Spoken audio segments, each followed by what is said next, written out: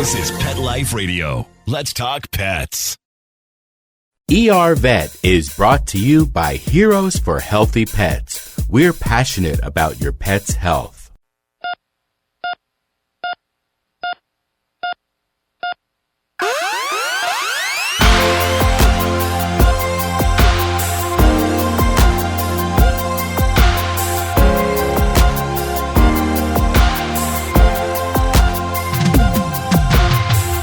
Welcome to ER Vet on Pet Life Radio. I'm your host, Dr. Justine Lee. Thanks for joining us. Today, we're going to be talking about canine parvovirus. So if you have a puppy, you want to tune in. We'll be right back after these messages. You know that feeling when you go to clean the litter box and it's a complete disaster? Yeah, we've got you covered. Introducing World's Best Cat Litter Zero Mess, the advanced litter that gives you 2 times better clumping and more odor control with less litter. Zero Mess combines the concentrated power of corn with super absorbent plant fibers. Translation, scoop once and you're done. Find it at a pet store near you and save $2. Visit www.saveonworldsbest.com. Let's Talk Pets on PetLifeRadio.com.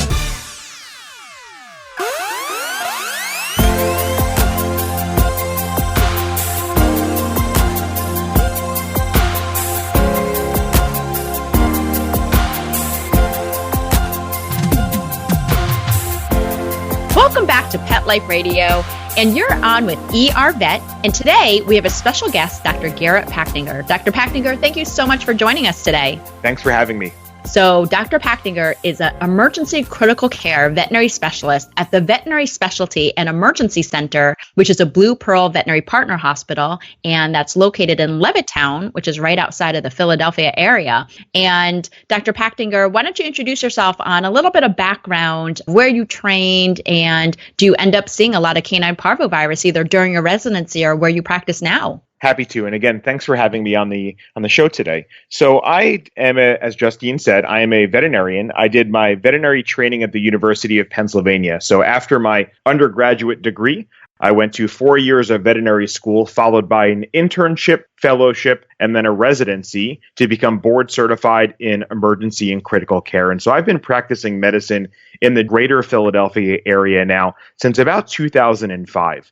And parvovirus, which I'm excited to talk about today, is actually quite a common disease process we see in the greater Philadelphia area. And let be known, this is not just a Philadelphia problem. This is really national all over. And so a very, very common topic as we get into our spring season. I know it's hard for some of us out there because there's still snow on the ground and it's cold out, but this is the time when we really need to be very vigilant about worrying, treating, and hopefully preventing parvovirus. So canine parvovirus, which is often called CPV, is actually really interesting. And, you know, it was actually discovered in the late 60s, early 70s.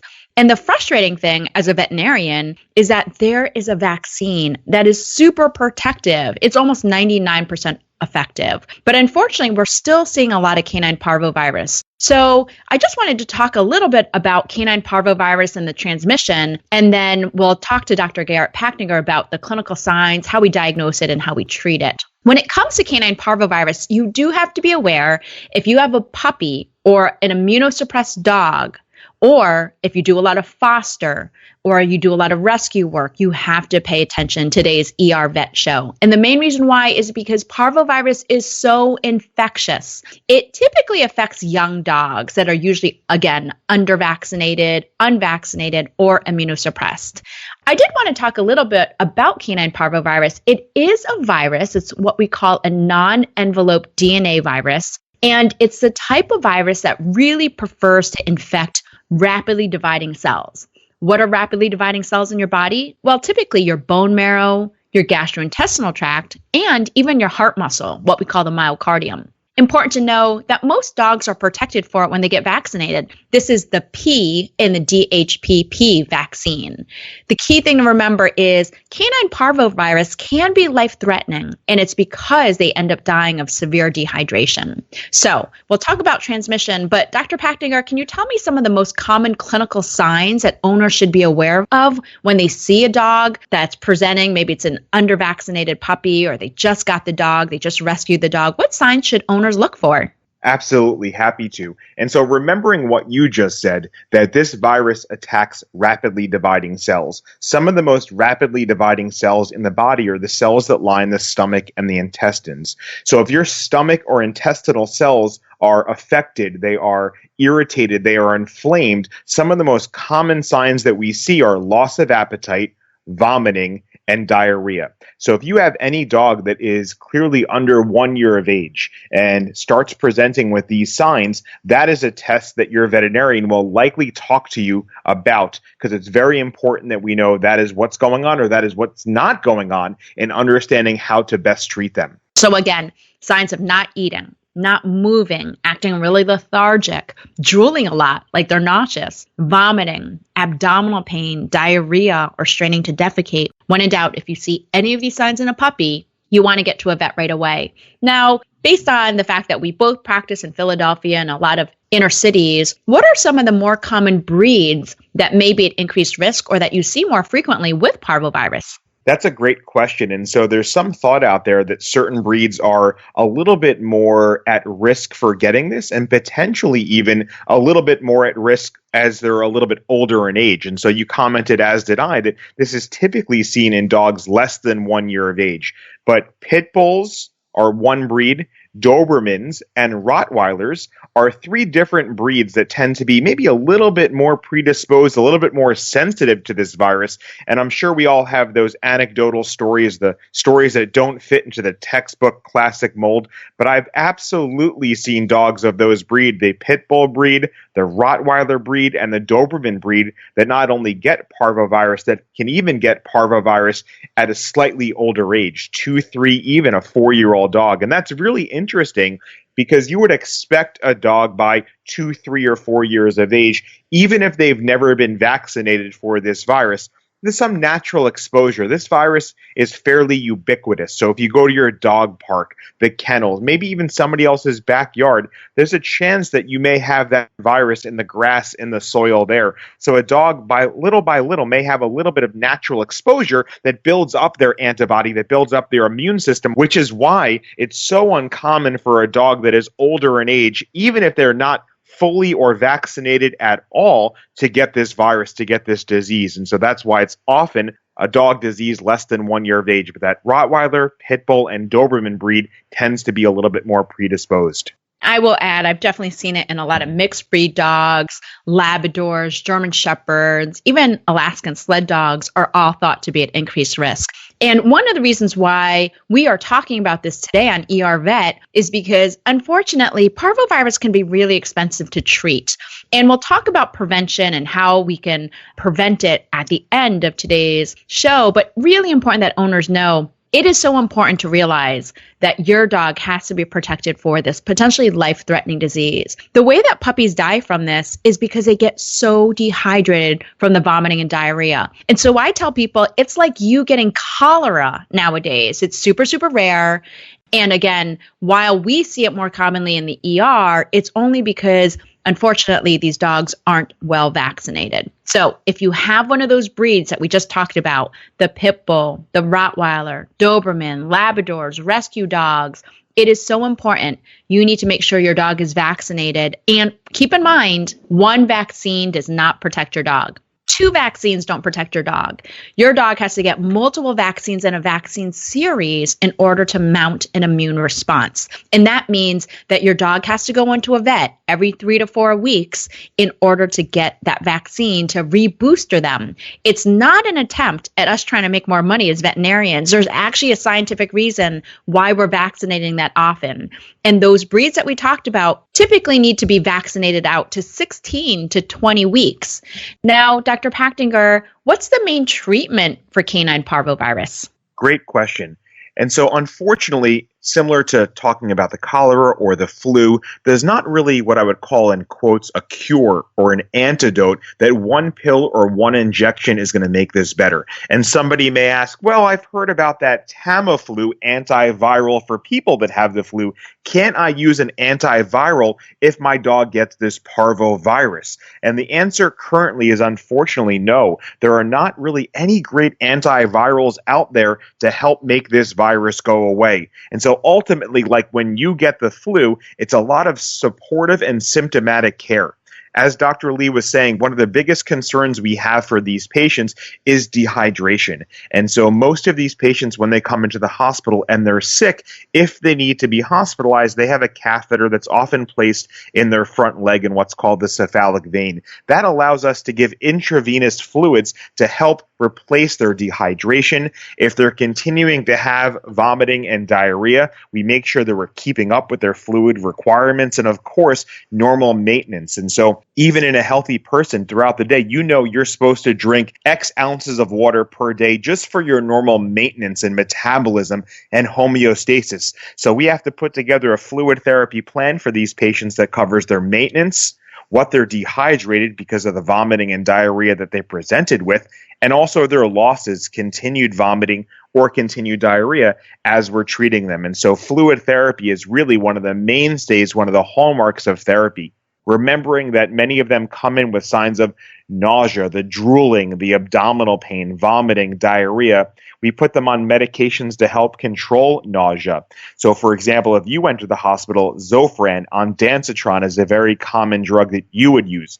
We can use that in pets, but maybe even more potent or other anti-nausea medications like Cerenia, which has the generic name meropenem. So medications for nausea. Antacids, or proton pump inhibitors, so names that you may recognize from your pharmacy, famotidine, otherwise known as Pepcid AC, or omeprazole, otherwise known as Prilosec OTC. So many of us will consider antacids or proton pump inhibitors. Other medications that we often put them on, antibiotics. And you may be asking yourself, why would I put my dog, or why would my veterinarian put my dog on an antibiotic if this is a virus? Because we know antibiotics are not going to affect, not going to kill this virus. It's not an antiviral, it's an antibiotic. And if you remember what Dr. Lee said earlier in this segment, this virus affects rapidly dividing cells.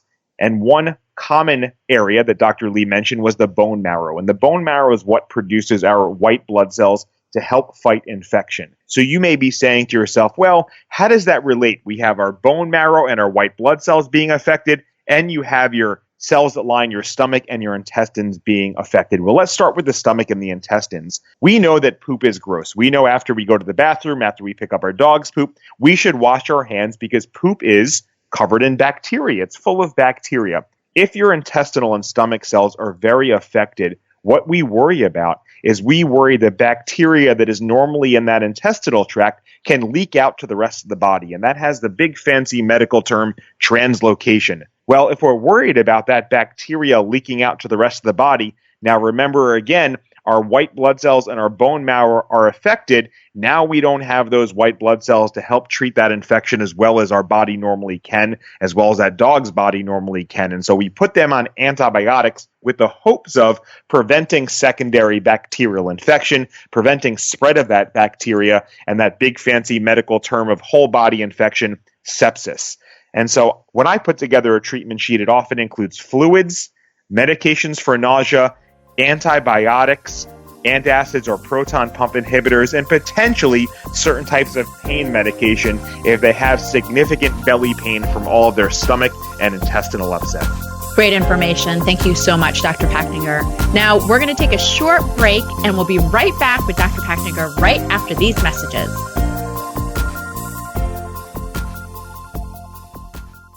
Does your dog itch, scratch, stink, or shed like crazy? Come to DynaVite for help. Order a 90-day supply of DynaVite. DynaVite is nutrition. Pick up 2 bottles of LicoChops. Get the 3rd bottle free. New improved LicoChops with omega-3, omega-6, vitamin E. And now, 6 extra direct-fed microbials. Even better for the digestive tract and immune system. Try LicoChops. Buy 2, get 1 free. At Dynovite.com. DINOVITE.com. It's not just a sneeze. It could be the pathway to disease. Your dog is at risk for contracting dog flu. That's why it's important to vaccinate your dog for dog flu. Get your dog vaccinated today. Visit dogflu.com for more information. Let's talk pets. Let's talk pets On Pet Life Radio. Pet Life PetLifeRadio.com. Radio.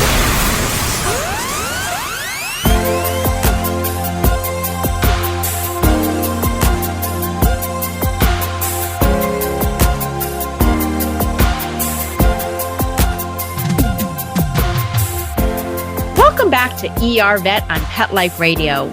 Really honored to have Dr. Pachtinger on today, who's a fellow emergency critical care specialist who practices in the Levittown, Pennsylvania area. And being that both of us trained in the Philadelphia area, we ended up seeing a lot of canine parvovirus puppies and dogs affected. And that's why we're so passionate about educating people about this potentially life-threatening but totally preventable disease. And again, we'll talk about how to prevent it with vaccines towards the end of today's show. I did want to talk about some important things, like you've already summarized how we're going to treat it, but I wanted to talk about how worried owners should be about spreading it. And this is honestly one of the reasons why I think it's so important that if you do dog rescue or you just adopted a new puppy, you have to make sure to get them to the vet right away. Most of the time, we start vaccinating puppies around 5 to 6 weeks of age. And if you purchase or you adopt a puppy at about 8 to 9 weeks of age, they may have only had one vaccine or one shot. And for this reason, they are not protected fully. In other words, their immune system is still really, really young and immature. They haven't had time to be able to protect themselves from these infectious diseases that live in the environment. And it's really important to realize that parvovirus can live in the environment for a really long time. Right now, I practice in the Twin Cities of Minnesota, and if it can survive in the snow in Minnesota, it can survive anywhere. So really important to realize that unfortunately, if your dog was exposed to parvovirus, it takes about 3 to 6 days or up to a week or two for their body to actually incubate that virus in their body. They will start to shed that virus within that week, and unfortunately will develop clinical signs typically within a week of exposure. What does that mean? If you just rescued a dog, they could have potentially gotten parvovirus, been exposed, but not show signs until a week, maybe 10 days after you adopt them. Why is this important? This is important because if you just brought a dog home, you ideally want to keep it isolated in your house or just on your property. In other words, I don't usually recommend taking them to a dog park until they've had at least 2 to 3 vaccines given. And this is really important just because parvovirus is so infectious.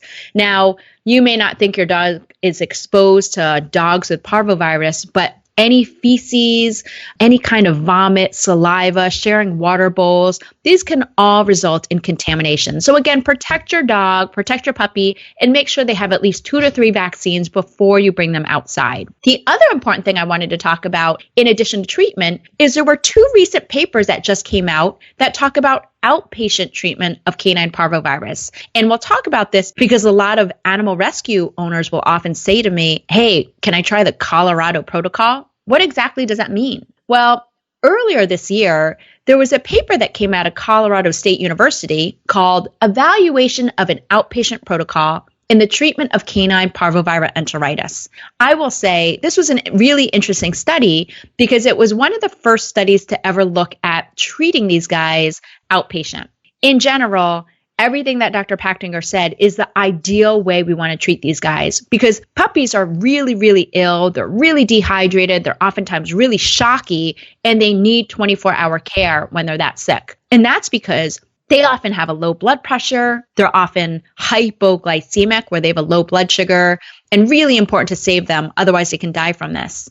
Now, in the study that was done, they basically looked at 20 dogs that were treated in the hospital and 20 dogs that mimicked an outpatient protocol. Dr. Pachtinger, what would you consider, quote, outpatient therapy? That's a great question. And, unfortunately, a lot of these patients we get into the situation because it's an under-vaccinated, poorly vaccinated, and sometimes even a socioeconomic condition where there's a financial challenge to get vaccinated. And so we end up with a very sick dog that now has a very expensive hospitalization. It's a real challenge because these cases have a fantastic prognosis with hospitalization. I would say my anecdotal experience is maybe in 15 years, I've had one patient not survive parvovirus, maybe two if I think really hard about it. So we have to have a very hard look at who is a candidate for outpatient therapy. For these patients that are outpatient, I'd like one that is not very sick, meaning they're not tremendously dehydrated. They have not been vomiting or having diarrhea for days. Because one of the biggest concerns we have, as Dr. Lee was talking about, is dehydration. And if we can't get the vomiting under control, regardless of how much they try to drink, or regardless of how much fluid we give them, we worry the loss will exceed what they're able to take in and the dehydration will worsen. So I'd like it to be a patient that has fairly normal vital signs, normal heart rate, normal breathing, normal temperature. They have not been vomiting or having diarrhea for numerous days. They are not terribly lethargic. Overall, they are a very stable patient that can improve from getting fluids under their skin, subcutaneous fluids, as well as injections to go home to be with the family rather than 24-hour round-the-clock therapy. And so I'd want patients, for example, that have a rectal temperature that's greater than 99 degrees Fahrenheit. So remember, a normal dog's temperature is about 100 to 102.5 degrees Fahrenheit. Again, I'd want a normal heart rate, normal respiration, not significant abdominal pain, and I feel like have not been vomiting or having diarrhea for days where the dehydration is so great that just giving fluids under the skin will not be sufficient enough. I totally agree. I do believe, based on the study, that you can consider outpatient therapy. And so what they did in this VEN study, it was authored by someone called VEN. What they did was they basically treated them initially with IV fluids, IV anti-vomiting medication, IV antibiotics. They normalized the blood sugar by giving them IV sugar. And once they were stable, they treated them with subcutaneous fluids. That means fluids under the skin. They then gave an injection of a long-acting antibiotic that lasts about a week. And they would oftentimes syringe feed these puppies a high-calorie, really palatable food. And what was interesting in this, quote, Colorado study was that 90% of the puppies that were hospitalized, in other words, in the in-hospital group, survived versus 80% survived in the outpatient group. What does that mean? That means that I don't like giving up on these puppies. 80% of them will survive even with outpatient therapy. Now, don't get us wrong. What we're saying is the ideal treatment is IV fluids. And again, it's more comfortable for the puppy. But if there's financial limitations, talk to your veterinarian about this Colorado protocol to potentially work with your veterinarian on stabilizing them first with hospitalization. And then once they're more stable, like Dr. Pachtinger said, normal heart rate, not vomiting anymore, their blood sugar's normal, then we can consider treating them on an outpatient basis. And that means we teach the owner how to give fluids under the skin at home. We teach the owner how to syringe your puppy food safely so they don't develop any complications like pneumonia. Now, it is important to realize that a second study just came out also looking at outpatient therapy, and they found a survival of about 75% with outpatient therapy. What does this mean? It still means that approximately 1 out of every 4 puppies dies of canine parvovirus despite treatment. So really important that you talk to your veterinarian about what your options are. And again, that's what we call the Colorado protocol. The important thing to realize is that with vaccine, canine parvovirus is completely preventable, but you have to make sure your pet is appropriately vaccinated. So Dr. Pachtinger, do you mind just talking a little bit about when we vaccinate, how often, when we should stop vaccinating, and are there any risks with the vaccine? Absolutely. And I think one of the first things I'll mention is there is an important and appropriate time to start vaccinating. And that's usually between approximately 6 to 8 weeks of age. Many veterinarians will start closer to the 8-week of age. And the reason is, you would say, well, why can't I start them earlier? I just got them from the breeder. Why can't the breeder potentially or the shelter potentially start vaccinating them at 2 or 4 weeks of age? And the reason is, when they're born, they actually have some antibody in their system from the mom.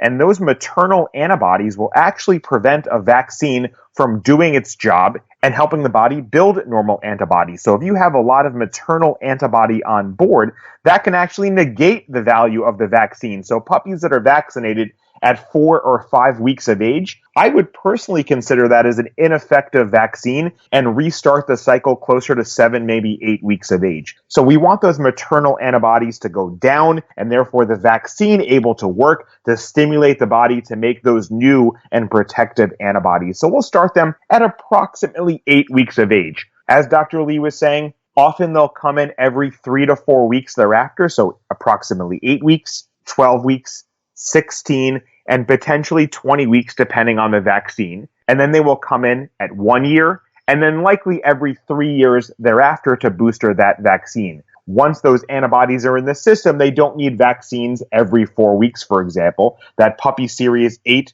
12, 16, and potentially 20 weeks, followed up by a booster at 1 year, and then likely every 3 years thereafter. And it's very important to recognize, as Dr. Lee was saying, that just getting the vaccine at 8 weeks of age does not make your puppy protected and therefore able to go to the groomer or go to the dog park. And I know this time of year, it's great. It's spring. It's starting to get warm out. Many families are getting puppies because now we're able to better train them and be outside, but this is not the time to socialize them at the generic dog park where all dogs are. While your dog may be getting vaccinated, getting protected, you can't guarantee the vaccine status of all the dogs that are there or were there. And as Dr. Lee was saying, this virus is a fairly hardy virus that can live in the ground, the grass, the soil for a significant period of time. And knowing the vaccine is often transmitted by the fecal-oral route, your puppy eating something off the ground, your puppy around another dog's rear end, for example. It's a very easily and transmissible virus. And so we want to make sure they are really well vaccinated before we take them over to the dog parks, the kennels, the groomers. If you do know your family member has a well-vaccinated dog, the risk is probably less, but you don't know what really is in their backyard. And so you still have to be a little bit careful, a little bit cautious. I know it's frustrating because it's spring, it's getting to be warm, and we all want to be out there walking our puppy around the neighborhood and the yard, but we just have to make sure they're safe to get that first. Great information. I think it's so important to realize and to talk to a veterinarian that, again, 1 or 2 vaccines is not preventative. It's getting that whole puppy series. I will say there's a recent study that's about to be published by veterinary behaviorists that show that people who take their puppies to puppy obedience are at very low risk. And that's because most owners who take their dogs to puppy obedience, which is something you should always do, usually vaccinate their dogs. So don't worry, the risk of going to a professional dog trainer or going to doggy puppy obedience classes is pretty minimal, but we still want your puppy to have at least 2 to 3 vaccines. That said, I still agree with Dr. Pachtinger. I probably wouldn't take them to a big city park. Puppy dog class is really important because it helps socialize your puppy. And we want to do this while they're still young, less than 12 weeks of age. It's really important for their development, but so important that you talk to a veterinarian. The good thing is canine parvovirus is actually relatively easy to kill with appropriate disinfectants. So things like a really dilute bleach solution will kill canine parvovirus, but unfortunately, you can't bleach your whole house and you can't bleach your yard. So I've had the really sad stories where people have brought their puppies into the ER vet to see me. Their dog gets euthanized because of canine parvovirus. They can't afford to treat them. They get another puppy a couple of weeks later, and that puppy also gets parvovirus because it's still in the environment. So when in doubt, please talk to your veterinarian about appropriate prevention. Well, that brings us to the end of today's show. Thank you, Dr. Pachtinger, so much for joining us today. We really appreciated all your wisdom on this topic because I know you see a lot of canine parvovirus in your area. Thanks for having me. You can find me at drjustinelee.com, on Facebook at Dr. Justine Lee, or email me your pet questions at drjustine@petliferadio.com. Make sure you also check out our Pet Life Radio ER Vet podcast on iTunes, and that way you can subscribe and get our podcast straight to your smartphone. With that, we're out of time, and we'd like to thank our guests, Dr. Pachtinger and Mark Winter, our producer, for making this show possible. See you at the next episode. Let's Talk Pets, every week on demand, only on PetLifeRadio.com.